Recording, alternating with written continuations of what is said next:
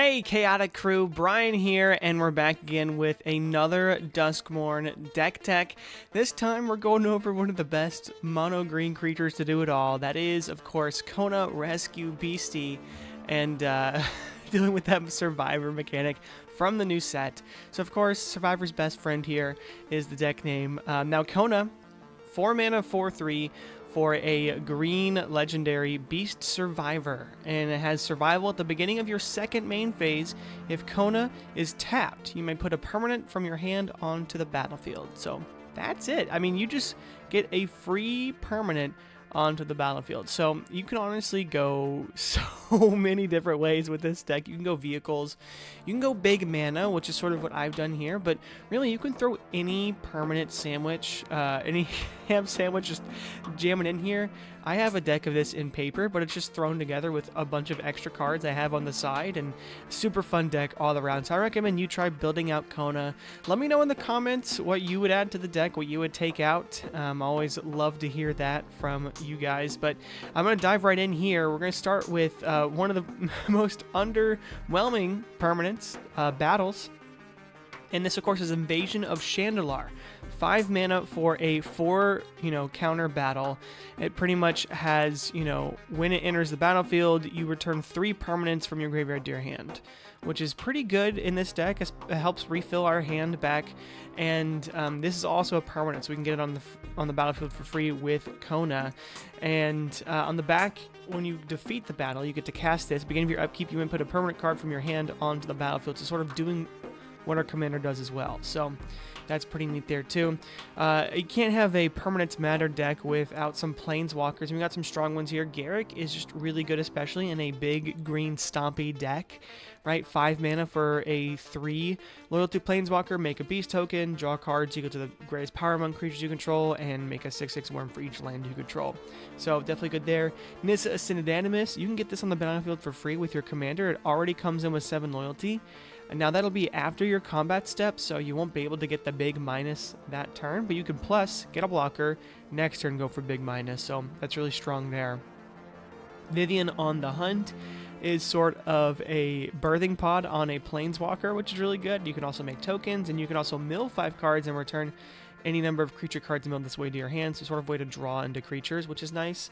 And then I could dive it into different sections on what the creatures do, but we're just playing a bunch of creatures. Acidic Slam's removal. Ancient Stone Idol's a big beater that replaces itself. Apex Altasaur is removal.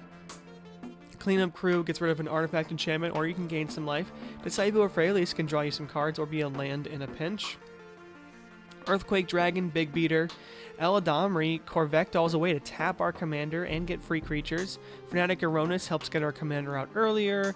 Galt is a big beater. Haywire Might is artifact enchantment removal. Elysian Carotid helps get our commander on the battlefield earlier. Kodama of the East Tree gets more free permanents on the battlefield. Kogla is removal. Meteor Golem is great removal. Ornery Tumblewag, another great way to tap our commander. Poison Dart Frog is a great blocker late game, and then early game helps get our commander out early.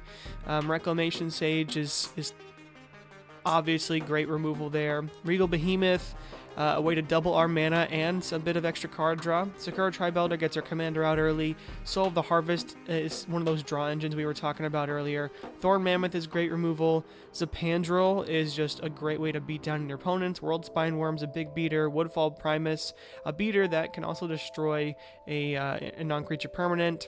Whiptongue Hydra destroys flyers, which is really good for here because we don't have a ton of flyers. And then Tyvar, another way to tap our commander and can buff all of our creatures.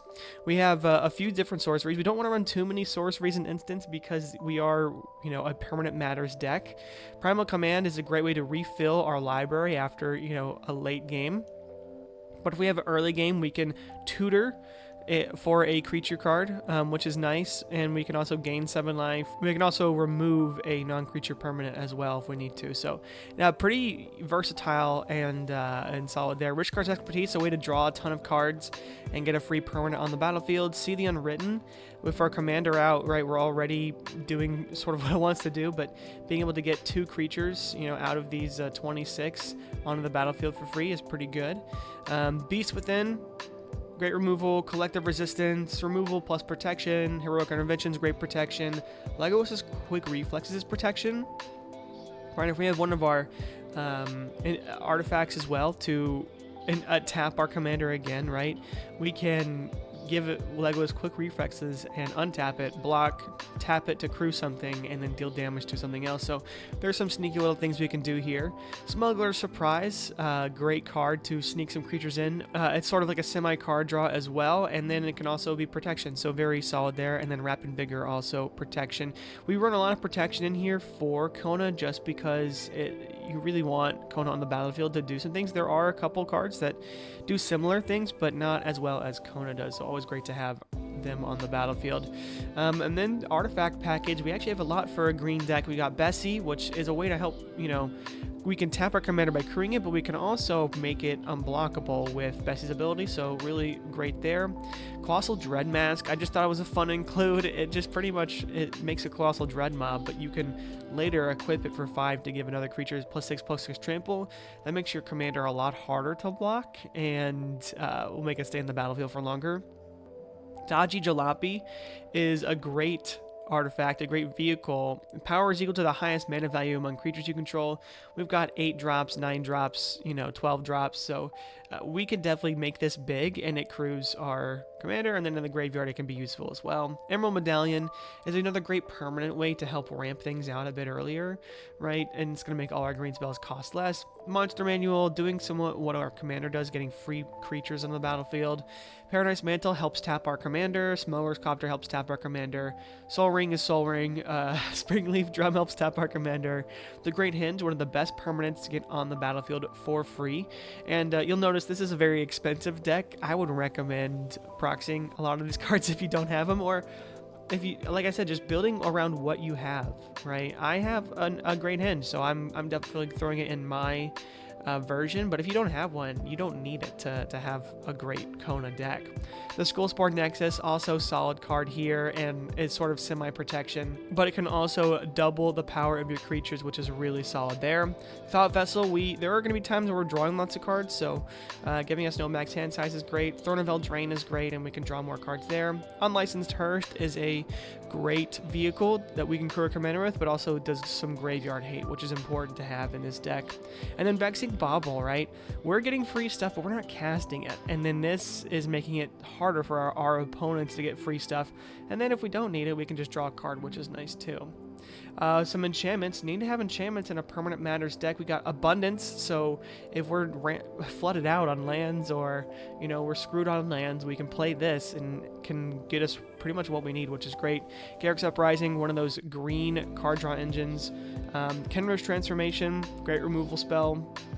The main issue with this is that it actually turns our opponent's creature into a 3/3, which can block our commander and then kill it, so there is that to watch out for. But you do draw a card when this enters or replaces itself. It gets rid of a problematic creature, so definitely worth having in the deck. Leyline Immersion, fantastic way to tap our commander, plus it makes us 5 mana, and it gives it ward 2, so very solid overall. Lurking Predators is just a great card. You get a free creature, potentially, and because we're not going to be spending any mana to cast this, it's going to be solid. Song of the Dryads, great removal here. Thickest in the Thicket, a new card. Pretty much going to buff one of our creatures, and we're going to draw 2 cards at the, end of each of our turns, which is great there.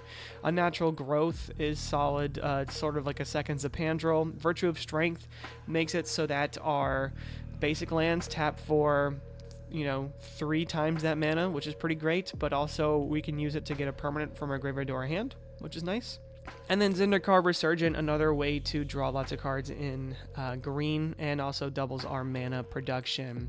And then for lands, we have a pretty basic green package. We do have a lot of basics here, but that's important, right, with some of the cards we have. Shifting Woodland is a notable example. We're going to have a lot of high mana value permanents in the graveyard, so being able to make this a copy of stuff is really great. Monster Bridge will be easily turned down. Holdout Settlement, Survivor's Encampment, Scene of the Crime, and the Shire are all lands that help tap our commander.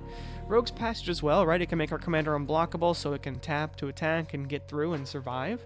Plaza of Heroes is good protection to have. Reliquary Tower keeps our hand size, and then we do have Ghost Quarter to, you know, deal with other problematic lands our opponents control. But really fun deck overall. Let's just dive into what really, you know, a game with Kona looks like.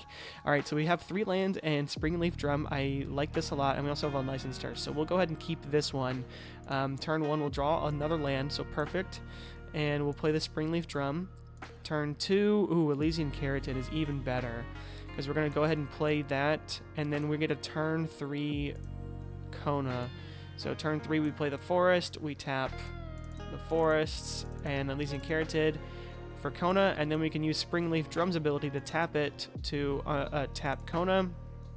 Move to our second main phase, right? We get a free Vivian on the hunt. We can go ahead and start plussing, right? Or, you know, we don't have a ton more in our hand. We could +1 to mill 5 and then put any number of the creatures we milled into our hand. We can +2 to sacrifice the Elysian Keratin to get a free, you know, creature that has mana value.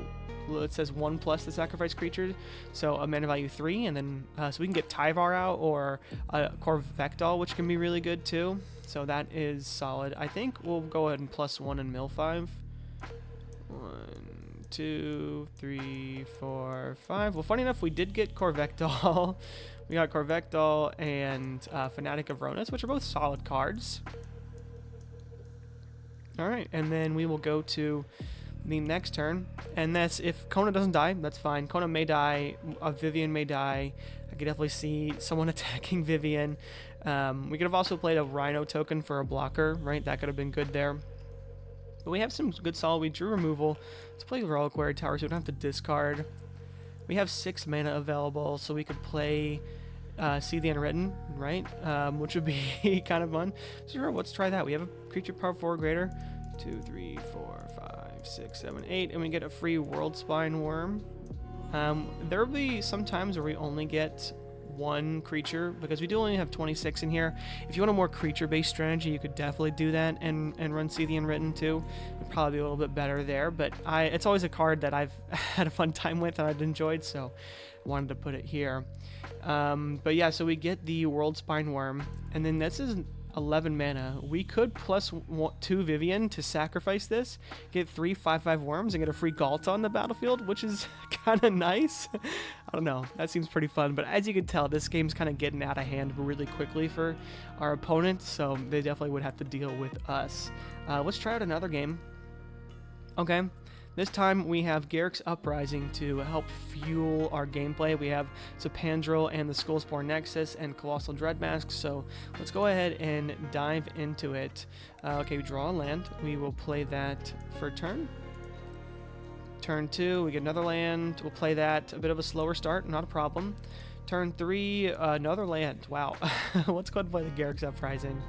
And then land number 4. We are drawing these lands.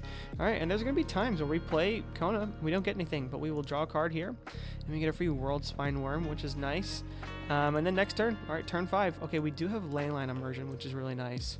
I mean, obviously, we'd probably want to go for that. It's possible our opponents could remove Kona. Not ideal. But we go ahead and play it. And if we get it on there, we can now tap this to add 5 mana, so we can actually go ahead and cast the Colossal Dreadmask, which is really awesome, or we can cast the Skullspore Nexus as sort of protection, and then we get a free main phase 2 World Spine Worm. Great to have there. We draw a card with Garruk.